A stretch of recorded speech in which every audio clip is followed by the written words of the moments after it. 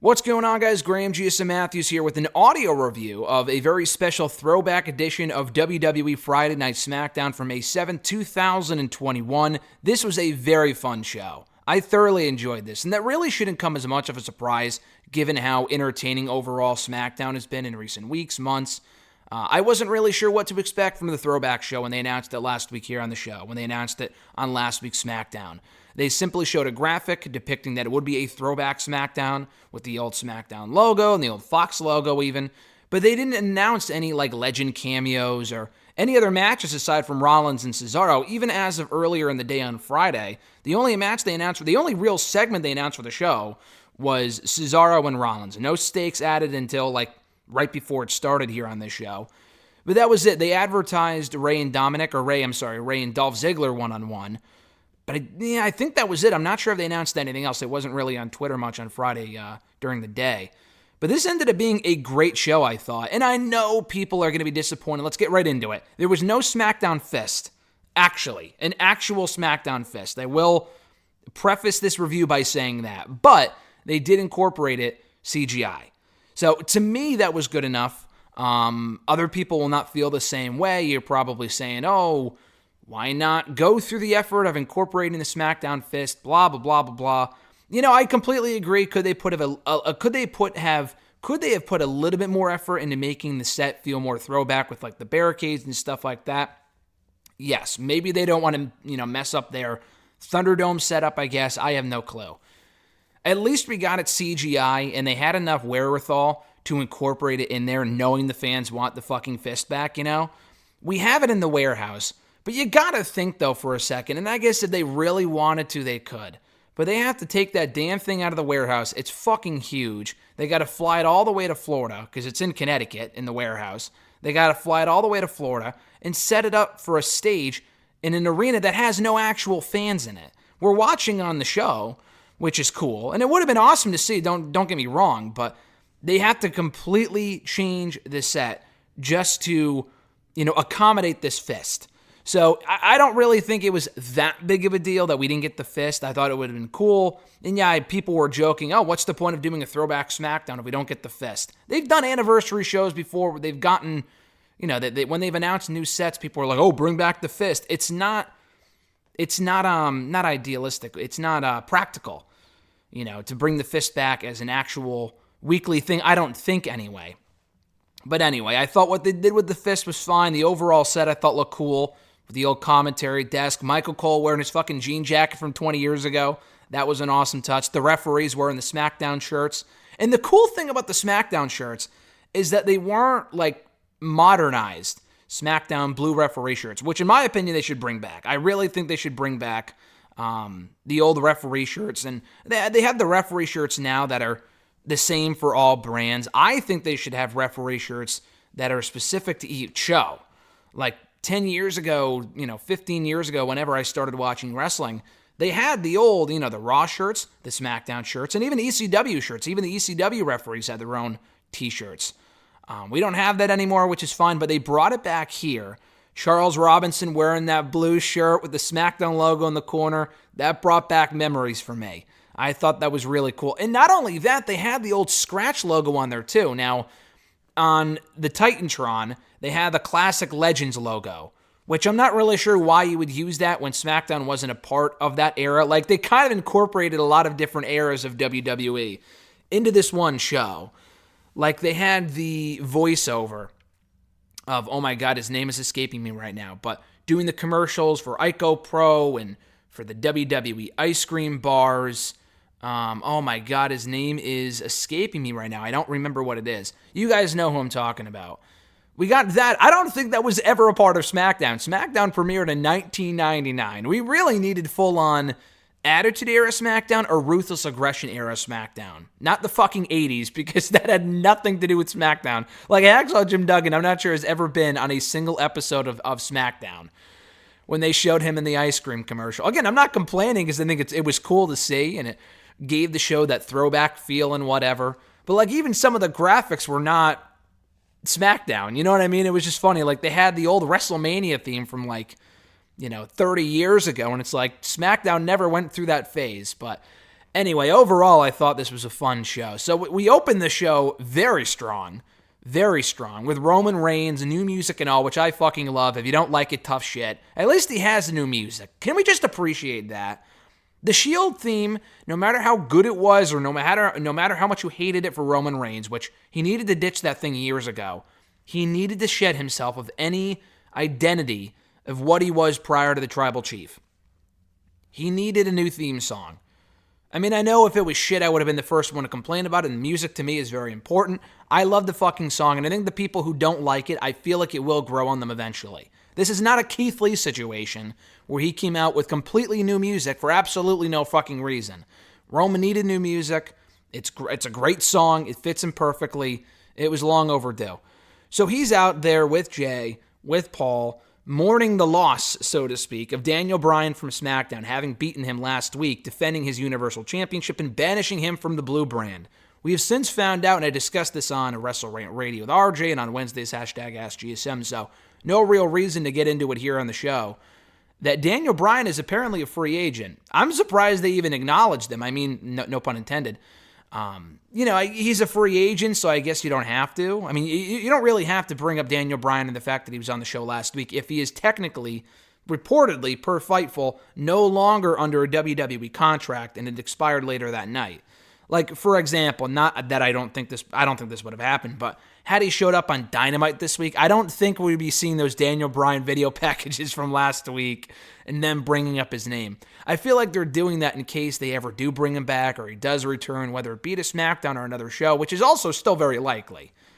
I'm getting the gist now that he's going to go elsewhere, and if you asked me a week ago, I thought he was staying, but now that we know his contract is expiring now and not like 5 or 6 months from now, I get the feeling he might go elsewhere first. And that's not necessarily AEW, but that's, again, a different discussion for another time. So they were talking about him beating Daniel Bryan, and they have since replaced him with someone who will fall in line. That being Jimmy Uso. For the first time in, 13 months since we last saw Jimmy Uso on WWE TV? Back out on the show. Thank fucking God it was about time. Now, I don't know what the holdup was with Jimmy Uso. I remember Jay posting videos on either his Instagram or their shared Instagram or whatever it was of Jimmy at the Performance Center, I think, training to get back in the ring. Now, when we saw him, I mean, again, he was technically on the show during the Roman Reigns-Jey Uso feud last fall. He came out at Night of Champions or Clash of Champions. I thought he was there at Hell in a Cell. I know they showed the footage of that here. I thought he was out there at Hell in a Cell, maybe not. He was, wasn't he? Didn't he say in the SmackDown segment, like later on in the show while I was sitting at home, maybe I misconstrued that or misheard it or whatever. But either way, he was on WWE TV a few times last fall during the initial Jey Uso Roman Reigns feud. He was hobbling out there. He didn't look like he was that hurt, though, because he had at that point been out for like 6 months. So I thought he would be back pretty soon, like by the end of the year or around Royal Rumble season or even at WrestleMania. But no, it took 13 months for him to come back. And knowing WWE with the way they do things, he honestly could have been cleared months ago.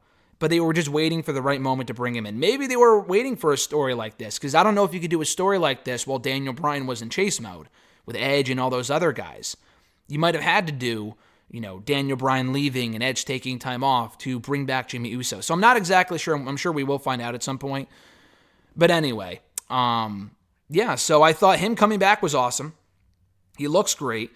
And if people can't tell Jimmy and Jey Uso apart at this point, then you need to get a new pair of eyes, because at this point they have completely different looks, different hairstyles. They look differently anyway, but it was always tough to tell in the ring anyway. Like if you look at him in the face, you could tell who's who, I think, at this point.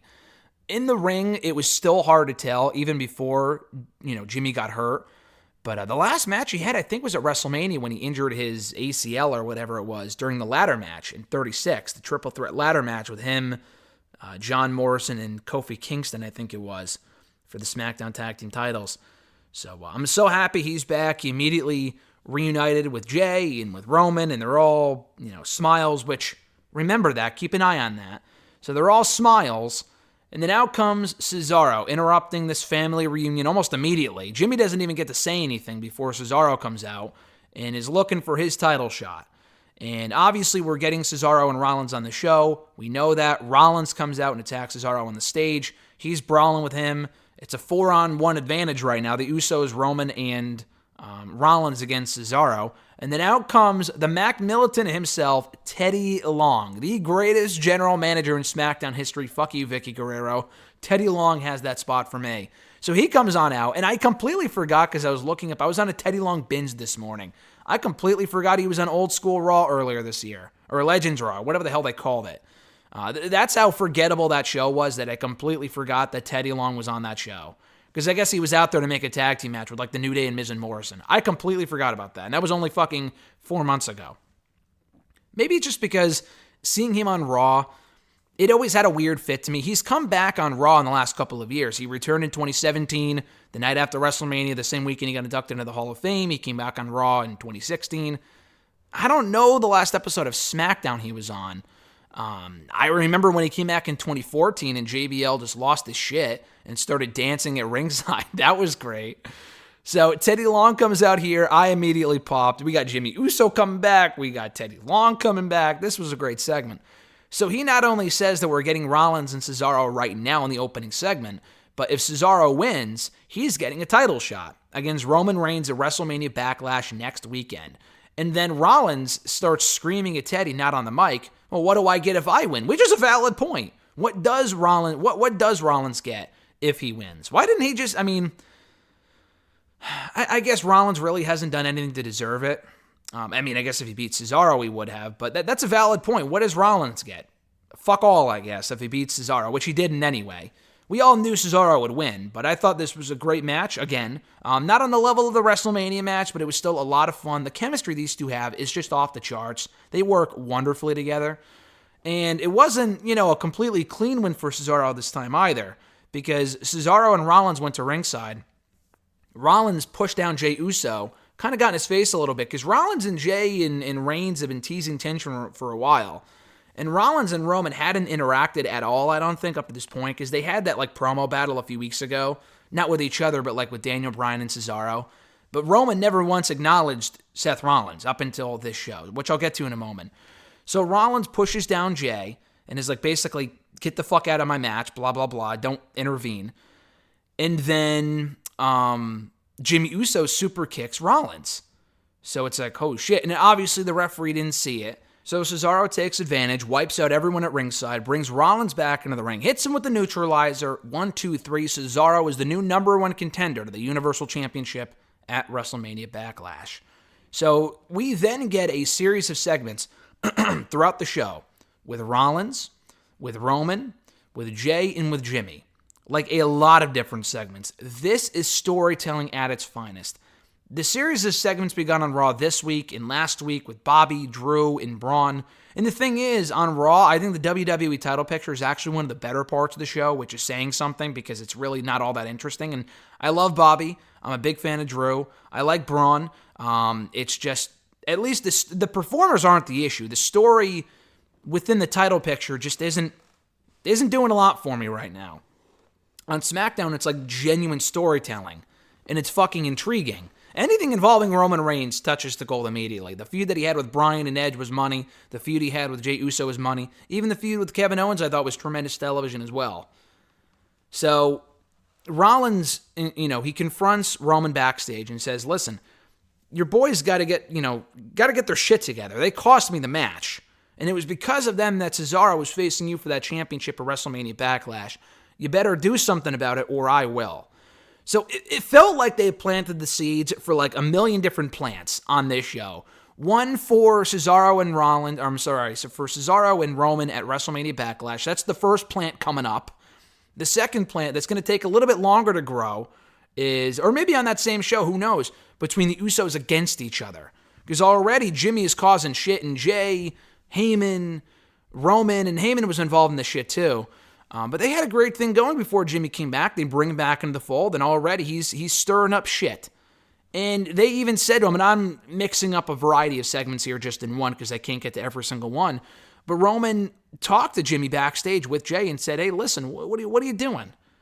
You need to fall in line, and you need to do what we say. You can't just be, going into business for yourself. And Jimmy says, listen, I don't know what's been going on since I left, and I have issues with you guys that I'll address later, but here's the thing. Unlike Jay, unlike my brother, I ain't nobody's bitch. Which was a great line. And they say bitch a lot, but it's true. He's not anyone's bitch. As of this point, and it makes perfect sense, it makes complete sense for him to not fall in line immediately. Yes, they were all happy when he came out, but that's just because he was reuniting with his cousin and with his brother and with Heyman, blah, blah, blah. He had no reason to really be upset. To really be like, oh, I'm this angry heel, blah, blah, blah. So, honestly, for example, if he came out at WrestleMania like we all wanted him to help Roman retain the championship instead of Jay, would it have been an awesome moment? Yeah. Would it have made sense? Not really, just because the last time that we saw Jimmy, he was not just at WrestleMania last year, but this year, or late last year anyway, at Hell in a Cell and at Clash of Champions, he was coming to Jey Uso's aid against Roman, which they acknowledged here. They brought that up at the end of this show. They brought that up with Jay saying, listen, I didn't appreciate what you did to my brother last year. And the only reason he had to fall in line was because you made him. You beat the shit out of him at Hell in the Cell and whatever. And Roman's like, well, listen, we're good now. You need to stop living in the past. You either move forward with us. It's basically you're either with us or against us. The old Nexus, the old Nexus catchphrase. And I know the NWO did that as well, I believe, at one point, obviously. That little group called the NWO? But anyway, so I thought everything they did on this show was phenomenal. And I'll get to the rest of that segment at the end of the show, because there was stuff, believe it or not, that happened in the middle of the show, too. So we had Carmella and Ruby Riott in a quick 2-minute match. It was fine for what it was. Carmella doing this gimmick is, she's done well with the gimmick. She made it sound like in that interview she did on the Bellas podcast, I didn't listen to it, but reading the transcript, it made it sound like she wasn't really overly comfortable doing the whole sexy thing. She does the character very well, but I feel like the Carmella that we saw as a babyface, the fun-loving Carmella, even the Mella is Money character that she was doing when she first got called up, was more of who she is than this whole sexy shit. But I feel like it was a Vince idea. She ran with it. She's done very well with it. The problem now is that they're bringing back Eva Marie on Raw, who is literally doing the exact same fucking thing. Carmella did it first, so why are you bringing back Eva doing the exact same shit that Carmella's doing on SmackDown? I mean, I know they do the same thing on all the shows, and they expect you not to know that they're doing it on the other show in the same company. Like the whole, the feuding rivals have to become partners shit. We see that on all 3 shows, including NXT. So maybe that's why I don't know. The thing is that we have the same writers, I believe, as of this recording in May of 2021. The same writers for both shows, for both Raw and SmackDown. No longer is it one writer on one show with Heyman and then another writer on SmackDown with a Bischoff or a Pritchard. I'm pretty sure Pritchard is writing or controlling both shows. So that continues to make me question, why is SmackDown so much better in quality and so much better storytelling than Raw? I mean, it's comical how we just get these episodes of Raw every single week that put me to fucking sleep, and then SmackDown is just infinitely better. It's not even close. It's not even close. So anyway, going back to my original point, Carmella and Ruby Riott have a fine match. Ruby Riott, believe it or not, for those of you who might not believe me, is very good. And we haven't really gotten a chance to see that in a couple of years. When she first got to Raw, we're going back 3 years now, woof. She was killing it. She was having some really good matches with Sasha Banks and with Bayley. She was doing very well for herself. And then, I was never a Riott Squad fan. As heels, I thought they were just miscast and they were booked like shit. She and Liv Morgan honestly should have been women's tag team champions 6 fucking months ago. I mean, we're almost a year into the reunion now. They have barely gone for the gold. And they're just booked like losers. And I've, again, never been the biggest Ruby Riott, or not the biggest. I like Ruby Riott more than Liv Morgan. I think Liv Morgan has improved as well. I think their tag team is far more interesting and entertaining than the fucking teams of Natalya and Tamina and Shayna and Nia, who are just... I like Shayna. She's a complete loser. Nia is terrible. Natalya is beyond boring. And Tamina is awful. Any one of these women would be better in that title picture, or any title picture, than those women. Even Shane is booked like a loser. I think it's time for her to move on as well. So Carmella and Ruby have a fine 2-minute match. Carmella wins. I assume to kind of plant the seeds for her eventually feuding with Bianca over the SmackDown Women's Championship. Now, they did have a quick 2-minute match a couple of months ago that no one's probably going to remember. But you got to rebuild Carmella, and you got to give her some more heat, because Bianca's going to need opponents after Bayley. I assume she beats Bayley. She's going to have the Sasha rematch at some point. I'm not sure when that's going to be. I assume that Bayley, maybe they do another Bayley match at Money in the Bank, the June pay-per-view. I think Carmella's more likely that they kind of move her into that spot. But yeah, this was fine. It really should have just gotten more time. Speaking of Bayley, she came out to address the women's champions of the past. And I thought this would lead to a return of like Alita or a Trish, because she had mentioned Alundra Blaze and Jacqueline and Molly Holly, and no one came out. And honestly, I was fine with that, because this whole segment was used to build to Bayley and Bianca at Backlash. A lot of B's there, but that's what the whole purpose of the segment was, and I thought they did a good job. She referenced Bianca being a women's champion of today and how she's better than her, blah, blah, blah, because of her long title reign. Out comes Bianca. They go back and forth for a minute, and Bianca attacked her. I know Bayley attempted to attack her, and Bianca defended. Bayley got the better of the exchange and was the last woman standing, and she needed that momentum boost. She really hasn't had that, standing tall over Bianca moment since they rekindled their rivalry a few weeks ago. So I thought this was well done, and it puts Bayley back in the driver's seat going into the pay-per-view next weekend. So a good segment. I thought they carried themselves well, and it was nice to see the women get more TV time this week in 3 different segments. I mean, granted, they all weren't very long. Tamina's match, that wasn't a women's match. That was Tamina versus fucking Reginald, which was terrible, which we'll get to in a second. But hey, you know what? Baby steps. Baby steps. We had Dominik Mysterio versus Dolph Ziggler on the show. So it was supposed to be Rey and Dolph. We found out earlier in the day it's going to be Dolph and Robert Roode versus the Mysterios for the SmackDown Tag Team titles at WrestleMania Backlash. That's all well and good, but I have 2 different observations on this. One, why didn't the Mysterios have to win a number 1 contenders match? I know they beat Otis and Gable a few weeks ago, but didn't the Profits literally just beat Ziggler and Roode in a 6-person tag team match last week on the show? I'm not saying they should get the next title shot. I've complained for months now. That feud has been done to death. I love the Profits, but we need to move the fuck on from Ziggler and Roode versus the Profits. I'm not even saying it should be a triple threat either. The least it could have done, because the Mysterios have a claim to a title shot too, obviously. On this show, they should have done both Mysterios versus the Profits in a number 1 contenders match. But maybe they'll save that for down the road. Not the number 1 contender stipulation, but maybe as a title match. I don't know. But anyway, so Dominik and Dolph go at it instead, because Dolph and Robert were bullying Dominik. So Dominik stepped up and took on Dolph. It was like a 2-minute match. Again, nothing really to it. A lot of the matches on the show didn't get a ton of time. I think that was my biggest nitpick of this show. It was more about the storytelling, which is fine. That was well done. But some of the matches kind of suffered time-wise. So Dominik wins, picks up a big win over a former world champion, and they get the momentum boost going into Backlash. So simple enough. The other observation I forgot to say, other than just that the Mysterio should have beaten the Profits in a number 1 contenders match to earn this title shot, my second note there was that while I watched the show, I was already thinking this anyway, and I'm sure other people have brought this up. Next month's pay-per-view is almost always on Father's Day. The June pay-per-view is almost always on Father's Day. It wasn't last year. Wait, was it? I don't think it was. I don't think there was a pay-per-view on Father's Day last year. I think it was the week before, wasn't it? Pretty sure it was the week before. 2 years ago, maybe there hasn't been a pay-per-view on Father's Day in recent years.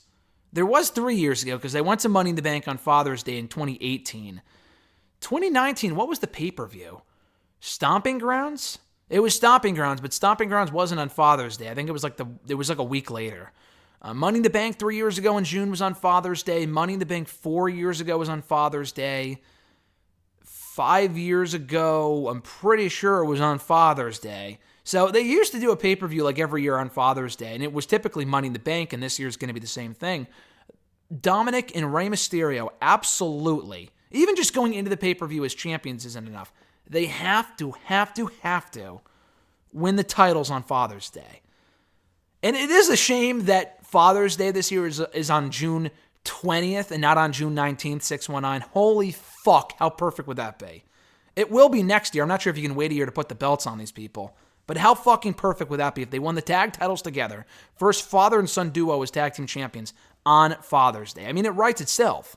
It's not on 619 this year. Again, like I said, it's on 620. But it still falls on Father's Day. I don't think they've officially announced that yet, but 4 weeks out from WrestleMania Backlash should be the 20th of June. Or maybe it's 5 weeks, but whatever it might be. I think you got to do the match there. I think you got to, not the match, but you got to do the title change there. I think Riott and Ziggler escape this one as champions. You keep the baby faces in chase mode, and they finally win the titles on Father's Day. How the fuck do you not do that? I mean, how often does that happen? So hopefully it does, because I think that'd be an amazing moment.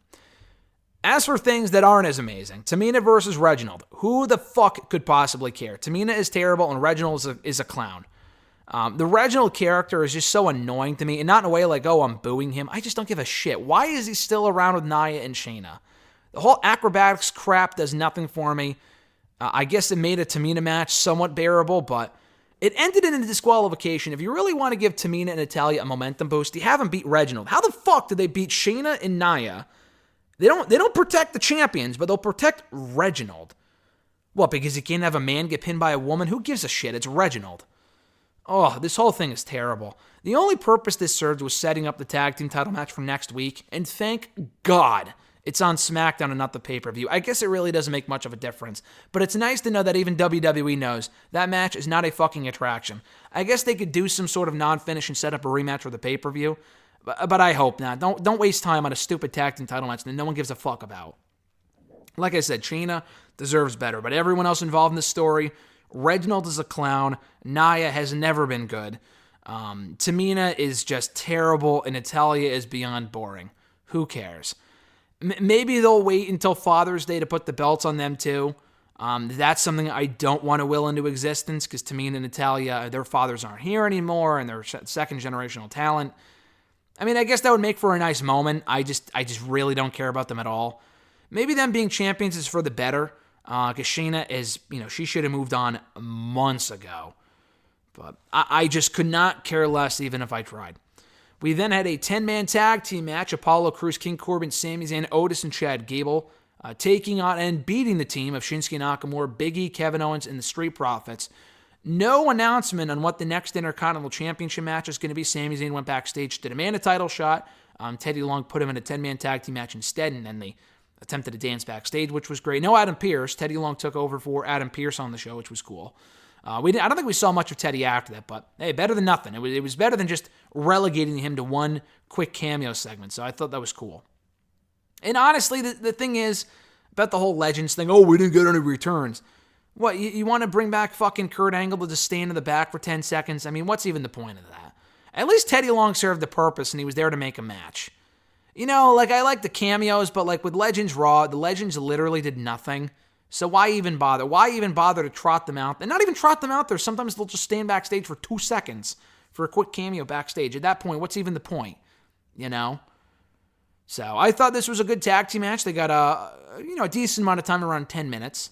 It was well wrestled, very entertaining action. They kept things interesting, and they kept the flow moving. It was good stuff. So the heels won with Nakamura being pinned by Corbin. Why, I have no idea. I know Corbin hasn't been on the show in a while. He needs to win once in a while. But for him to pin fucking Shinsuke Nakamura, of all people, when Angelo Dawkins is on the team, doesn't make a whole lot of sense. I guess it's better than Corbin pinning Big E or Owens, who are firmly, planted right now in the Intercontinental Championship picture, which, again, I assume we're getting a 4-way at the pay-per-view next week. They didn't announce that here, but I hope that's the direction we're going in with Big E, Owens, Zayn, and Crews. That makes the most sense. And it gives me Intercontinental title 4-way vibes from 5 years ago this month with Zayn and Owens and Miz and Cesaro. That was an awesome match. So this was good. Corbin pinning Nakamura maybe leads to them having a match next week. I don't know. I would have just had Crews pin Nakamura instead. Corbin picking up the win, who cares? I like Corbin, but the King shit is terrible. And Teddy Long almost gave me a heart attack at one point when he said that King Booker would be in the match. But he meant to say King Corbin. And I was like, oh man, we almost got Booker T in the match. And no, it's just King Corbin. Who cares? The King shit has got to go. It's been almost 2 years now. I hate to beat down a dead horse, but who gives a shit about that stuff? Nakamura should be protected more. Because I think if you really want to stretch out this Roman Reigns feud or Roman Reigns title run, you got to give him more opponents. And Nakamura can be a guy. They planted the seed for that back in January. They have history. Nakamura hasn't been in the title picture in many years. He's another guy that could be built up, if only for one pay-per-view. if only for one pay-per-view, to face Roman Reigns and lose. And it's a fresh one-on-one match, too. They've only done it maybe once or twice.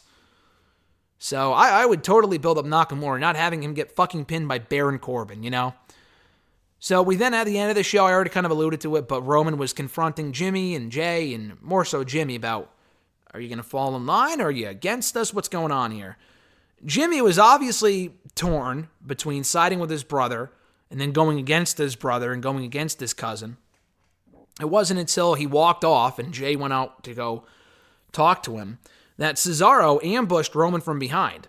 And then the Usos ran into both of them. First Jay, and then Jimmy thought better of what he did. He's like, I should probably go with them.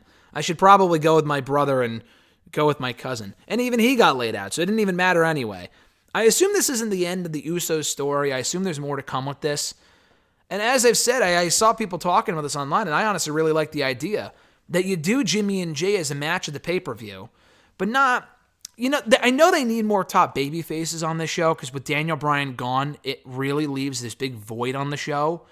And yeah, there's Edge, but he was a heel the last time that we saw him, so I'm not really sure if even he fills that void. But I don't know. I don't know if that spot would be filled by Jimmy Uso, of all people. You know what I mean? Like, I like Jimmy, but I feel like it would be better if he aligned himself with the heels. Maybe the Usos go babyface down the road. I'd be fine with that again. And maybe the way that he gets aligned with Roman and Jay full-fledged is if he has to lose to Jay, and if he loses, he has to join. A lot like when Jay had to lose to Roman, he had to join them. Like, to me, that makes sense. That makes sense to me. So we'll see where it goes. I thought this was really well done, though. The whole show was very fun, but I thought the whole Roman and Rollins and Jimmy and Jay and Cesaro storyline was great on this show. It was really, really well done. Cesaro laid out all three of them, like I said, so he got the last laugh here, was the last man standing, and he's got all the momentum heading into his championship match next week, in which he's not going to win, obviously, but hopefully, if given enough time, and it should be, and that absolutely should be the fucking main of the show, there is no doubt in my mind. I'm sure Lashley, Strowman, and McIntyre are going to have a fun match. They all work very well together. And maybe if they do a title change, honestly, I assume that will be the main event, because if they do a title change, or, I don't know, Raw is Raw, so they like to put that shit on last, and, Lashley hasn't main evented a pay-per-view yet. Roman did at WrestleMania, so I get it, but still, I think Roman and Cesaro, in my opinion, is the bigger attraction than even McIntyre, Strowman, and Lashley for the championship. So, very fun show this week. I thoroughly enjoyed the throwback theme to SmackDown. I really hope they do this again down the road, even with fans in the building. I think that'd be a lot more fun to react to the moments and the set and the graphics and the flashbacks and everything. I think it'd be a lot more fun with fans, but this was a lot of fun as it was, even without fans, to react to like Teddy Long and stuff like that. So, they've done this stuff for Raw like for years now. They've done old school Raws like a lot. They first started doing it in 2010, which was one of my favorite Raws of all time. Just a great throwback old school show. They did it then. I think they brought it back in 2013, didn't they? They brought it back in 2013. That was a fun show. I remember, not as good as 2010, but still a very fun show. They brought it back in 2014. I think they called it something else, though. They did a Raw reunion show in 2015. It wasn't a throwback show. They just kind of brought legends out. It was a fun show, but it wasn't the same old school Raw. They did one this year with Legends Raw, and they did Raw reunion a few years ago. And I don't know, it's not the same as when they go full on out with the old graphics and the shit like that like they did here. But I don't think we've ever gotten that with SmackDown before. We've never gotten like an old school SmackDown show. Ever. They've done anniversaries and stuff like that, but never like an old school SmackDown, I don't think. So it was cool to see that theme brought for the show. Why? I don't know. And it's not like, we got a low rating last week, lower than we thought because of the draft. Let's do something big to make up for it. No, they announced this last week before the rating came out. They announced this during SmackDown last Friday. So we got two top-notch SmackDowns week after week. Last week with Roman and Bryan, which was amazing. And then this week with the Throwback show, which was also a lot of fun. So SmackDown continuing to kill it. My favorite show in wrestling. I don't know if it's my favorite show. Dynamite's pretty damn good, as is NXT. So I don't know if it's going to be my favorite show overall, but it's far better than Raw. I can fucking tell you that much. I will tell you that much, that SmackDown is a far easier and a far more fun watch than Raw every single week, and it's not even close. Thank you guys for checking out this review. I appreciate it. We're back here every Saturday doing we're back here every Saturday doing audio reviews of the Blue brand. So join me here on the channel and on WrestleRant.com for these exclusive audio reviews. We also do Talking Smack reviews, which should be up a little bit later. The upload schedule for Talking Smack now is just so inconsistent. I could check now while I'm recording, but I don't think it's up yet on Peacock. They put it up there like in the afternoon now on Saturdays. It was just so much easier when they did it on Saturday mornings on the network. RIP the network here in the States. It might not be up yet. Let me double check. No, I think it's still the May 1st one is the last one I'm seeing here. No, they haven't uploaded it yet. It was just a lot easier when it was on the network at 10 a.m. every morning because then I can watch it and then do both reviews at the same time. But they don't have that anymore. Sorry, Peacock. I like Peacock. They've been nothing but good to me so far, but the actual service is shit. Anyway, that should be up at some point, so keep an eye out for that. We have more videos literally every single day here on the channel. I uploaded an interview yesterday with Tommy Bechtel of New Rockstars, just an awesome dude. Part 2, we did part 1 about a month ago, right before WrestleMania. This one was all about wrestling, so check that out.